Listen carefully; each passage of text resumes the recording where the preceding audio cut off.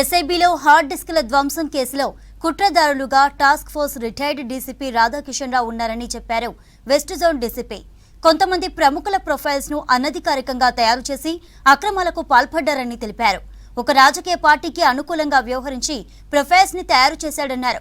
కాంగ్రెస్ కి అనుకూలంగా ఫలితాలు రావడంతో హార్డ్ డిస్కులను ధ్వంసం చేయించాడన్నారు. ఎస్ఐబిలోని హార్డ్ డిస్కులు ధ్వంసం చేసిన ప్రణీత్ రావుకి రాధాకిషన్ రావు సహకరించాడన్నారు. కోర్టు అనుమతితో రాధాకిషన్ రావుని తిరిగి కస్టడీలోకి తీసుకుని ఈ నెల 10 వరకు విచారిస్తామని వెస్ట్ జోన్ డీసీపీ తెలిపారు. ఎస్ఐబిలో హార్డ్ డిస్కుల ధ్వంసం కేసులో కుట్రదారులుగా task force retired DCP Radhakishan Rao ఉన్నారని చెప్పారు వెస్ట్ జోన్ డీసీపీ. కొంతమంది ప్రముఖుల ప్రొఫైల్స్ ను అనధికారికంగా తయారు చేసి అక్రమాలకు పాల్పడ్డారని తెలిపారు. ఒక రాజకీయ పార్టీకి అనుకూలంగా వ్యవహరించి ప్రొఫైల్స్ ని తయారు చేశాడన్నారు. కాంగ్రెస్ కి అనుకూలంగా ఫలితాలు రావడంతో హార్డ్ డిస్కులను ధ్వంసం చేయించాడన్నారు.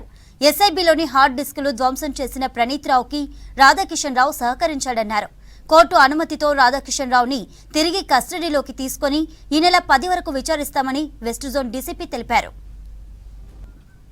ఇదే ఇష్యూపై మనీ డీటెయిల్స్ అజయ్ లైవ్ ద్వారా అందిస్తారు. అజయ్, రాధాకిషన్ కస్టడీపై అఫీషియల్ స్టేట్మెంట్ అప్డేట్స్ ఏంటి?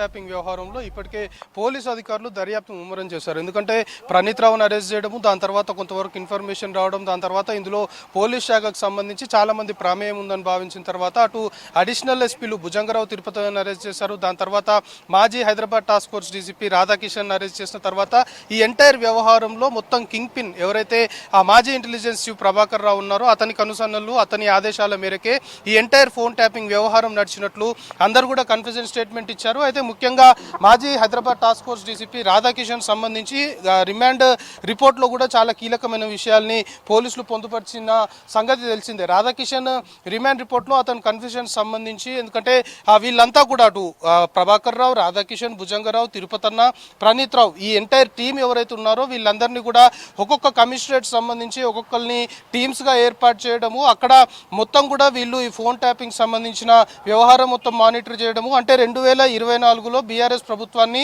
మళ్ళీ ఒకసారి అధికారంలోకి తీసుకురావాలనే ఒక ప్రధాన లక్ష్యంతో వీళ్ళందరూ కూడా పనిచేసినట్లు రాధాకిషన్ సంబంధించిన రిమాండ్ రిపోర్ట్లో చాలా క్లియర్గా పోలీసులు అతడు కన్ఫెస్ చేసిన దాన్ని బట్టి పొందుపరిచిన విషయం తెలిసింది. అయితే ప్రస్తుతానికి రాధాకిషన్ని 7 రోజుల పాటు కస్టడీకి కోరారు. సో న్యాయస్థానం కూడా కస్టడీకి అనుమతి ఇచ్చిన నేపథ్యంలో ఈరోజు ఉదయం రాధాకిషన్ని చెంచల్గూడ జైలు నుండి వైద్య పరీక్షలకు తీసుకెళ్లారు. వైద్య పరీక్షల అనంతరం బంజారాహిల్స్ పోలీస్ స్టేషన్ తీసుకొచ్చి విచారిస్తున్న పరిస్థితి. ముఖ్యంగా రాధాకిషన్ని ఫస్ట్ డే కస్టడీకి సంబంధించి ఆల్రెడీ ఒక 4 గంటలు పైగా కూడా విచారణ కొనసాగుతుంది. ఈ 4 గంటల ఈ 4 గంటల టైంలో కూడా చాలా కీలకమైన విషయాల్ని ఇప్పటికే రాబడుతున్నట్లయితే మనకు సమాచారం అందుతుంది. దాంతోపాటు ఇప్పటికే వెస్ట్ జోన్ డీసీపీ కూడా ప్రెస్ నోట్ అఫీషియల్గా రిలీజ్ చేశారు. ఈ రాధాకిషన్ సంబంధించి ఇందులో చాలా కీలకంగా వ్యవహరించాడు కాబట్టి ఇతన్ని కస్టడీ కోరాము. ప్రస్తుతానికి కస్టడీకి సంబంధించి మొదటి రోజు కస్టడీ విచారణ జరుగుతుంది. 10వ తేదీ వరకు కూడా అతన్ని కస్టడీలో విచారించనున్నాము అని చెప్పడంతో పాటు ఇప్పటి వరకు ఈ ఎస్ఐబి కార్యాలయంలో ఏర్పాటు చేసిన ఈ రూమ్స్లో హార్డ్ డిస్క్లు అనుకోవచ్చు, లేకపోతే ఇతరేతర టెక్నికల్ ఎవిడెన్స్ మొత్తం కూడా ప్రణీత్ రావు మాత్రమే డిస్ట్రాయ్ చేశాడు. డిస్ట్రాయ్ ఆఫ్ ఎవిడెన్స్కి ప్రణీత్ రావు పాల్పడ్డాడు అని అందరూ భావించారు. కానీ ఈ ప్రెస్ నోట్లో మాత్రం ఒక కొత్త విషయాన్ని వెస్ట్ జోన్ డీసీపీ చాలా క్లియర్గా మెన్షన్ చేశారు. ఇటు డిస్ట్రాయ్ చేయడంలో, హార్డ్ డిస్క్లని పారవేయడంలో కావచ్చు, లేకపోతే ఎవిడెన్స్ ఏది కూడా లభ్యమవ్వకుండా అటు హార్డ్ డిస్క్లన్నింటినీ డిస్ట్రాయ్ చేసే దాంట్లో ప్రణీత్ రావుకి రాధాకిషన్, హైదరాబాద్ మాజీ టాస్క్ ఫోర్స్ డీసీపీ రాధాకిషన్ కూడా సహకరించాడు అని చెప్పడంతో పాటు ముఖ్యంగా కొన్ని ప్రొఫైల్స్ క్రియేట్ చేయడము, అటు ఇతర పార్టీలు అంటే అప్పుడు బీఆర్ఎస్కి వీళ్ళంతా అనుకూలంగా పనిచేయాలి అని భావించారు కాబట్టి ముఖ్యంగా ఇటు కాంగ్రెస్ పార్టీకి సంబంధించి ఎవరైతే ముఖ్య నేతలు ఉన్నారో వాళ్ళందరినీ ఇబ్బందులకు గురి చేయడం, దాంతోపాటు ఏదైతే డబ్బు పట్టుకోవడానికి సంబంధించి పార్టీ నేతల ఫోన్లను ట్యాప్ చేయడము, వాళ్ళ కదలికలు అనుకోవచ్చు, లేకపోతే వాళ్ళ ప్రతి మూమెంట్ని ఎప్పటికప్పుడు ఫోన్ ట్యాపింగ్ ద్వారా కనిపెట్టి పెద్ద మొత్తంలో కూడా కాంగ్రెస్ పార్టీకి సంబంధించి ఏదైతే రాజకీయ నాయకులు ఎవరైతే ఉన్నారో ముఖ్యంగా బై ఎలక్షన్స్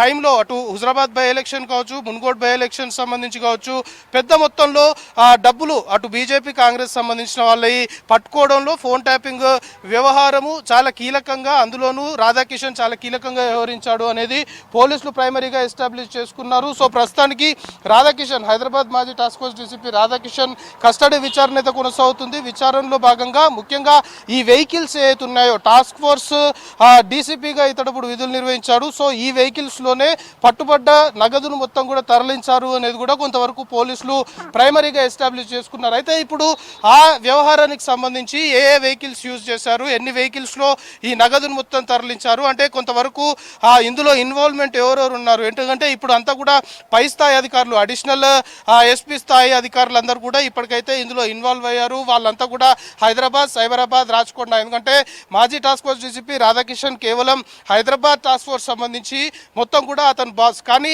ఈ రాచకొండ, సైబరాబాద్ సంబంధించి కూడా ఇటు వేణుగోపాలరావు కావచ్చు, లేకపోతే ఇటు భుజంగరావుల్ని ఒక్కొక్క కమిషనరేట్కి టీమ్స్గా ఏర్పాటు చేసుకొని వాళ్ళ కింద కొందరిని నియమించి కేవలం ఫోన్ ట్యాపింగ్ కావచ్చు, లేకపోతే రియల్ ఎస్టేట్ వ్యాపారులు, లేకపోతే బడాబాబులకు సంబంధించి వాళ్ళ కదలికల పైన ఎప్పటికప్పుడు వాళ్ళ మూమెంట్స్ని క్యాచ్ చేయడము, పెద్ద మొత్తంలో రాధాకిషన్ వసూళ్లకు కూడా పాల్పడ్డాడు. చాలామంది చాలా కేసెస్ సంబంధించి రాధాకిషన్ని అప్రోచ్ అయినప్పుడు విక్టిమ్స్ ఎవరైతే ఉన్నారో వాళ్ళని కాస్త అక్యూజ్డ్గా కూడా కొన్ని కేసుల్లో చేసిన పరిస్థితి, దాంతోపాటు బెదిరింపులకు దిగి పెద్ద మొత్తంలో వసూళ్లకు పాల్పడ్డాడు అనేది ప్రధానమైన ఆరోపణలు రాధాకిషన్ పైన ఉన్నాయి. సో వీటన్నిటిని బేస్ చేసుకుని ప్రస్తుతం కస్టడీ విచారణ అయితే కొనసాగుతుంది. ఎందుకంటే ఫోన్ ట్యాపింగ్ వ్యవహారంతో పాటు రాధాకిషన్ ఎప్పుడైతే అరెస్ట్ అయ్యాడో, అరెస్ట్ అయిన తర్వాత పెద్ద మొత్తంలో రాధాకిషన్ సంబంధించిన బాధితులు కూడా బయటకు వచ్చిన పరిస్థితి. బాధితులు కూడా గతంలో రాధాకిషన్ వాళ్ళని టాస్క్ ఫోర్స్ కార్యాలయం తీసుకెళ్లి బెదిరించిన తీరు అనుకోవచ్చు, లేకపోతే వాళ్ళకున్న ప్రాపర్టీస్ని రాయించుకున్న తీరు అనుకోవచ్చు. వీటన్నిటిని కూడా ప్రస్తుతం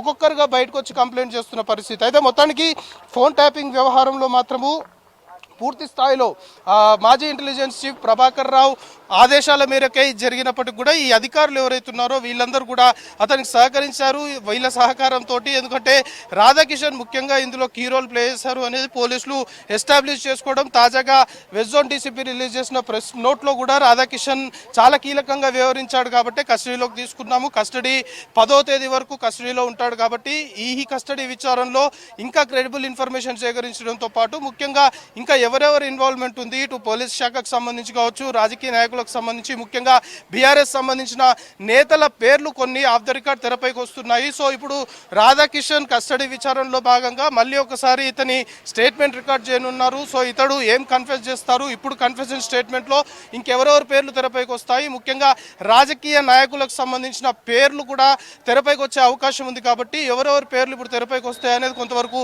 ఆసక్తికరంగా మారింది. సో 10వ తేదీ వరకు కూడా రాధాకిషన్ సంబంధించిన కస్టడీ విచారణ బంజారాహిల్స్ పోలీస్ స్టేషన్లోనే జరగనుంది. సో చాలా క్రెడిబుల్ ఇన్ఫర్మేషన్ సేకరించాలని పోలీసులు అయితే భావిస్తున్నట్లు మనకు ఆఫ్ ద రికార్డ్ పోలీస్ అధికారులు సమాచారం అందుతుంది. సో ప్రస్తుతానికి 4 గంటలకు పైగా కూడా రాధాకిషన్ని మొదటి రోజు కస్టడీలో విచారిస్తున్నారు. సో ఈ 10వ తేదీ వరకు జరిగే కస్టడీ విచారణలో మాత్రం పూర్తి స్థాయిలో ఈ ఫోన్ ట్యాపింగ్ వ్యవహారానికి సంబంధించి ఎంటైర్ ఫోన్ ట్యాపింగ్ వ్యవహారంలో ఇంకా ఎవరెవరు ఇన్వాల్వ్ అయ్యేది పూర్తి స్థాయిలో కూపీలాగే దిశగానే కస్టడీ విచారణ చేయాలని పోలీసు అధికారులు అయితే భావిస్తున్నారు. Chandrika. Right Ajay, thank you.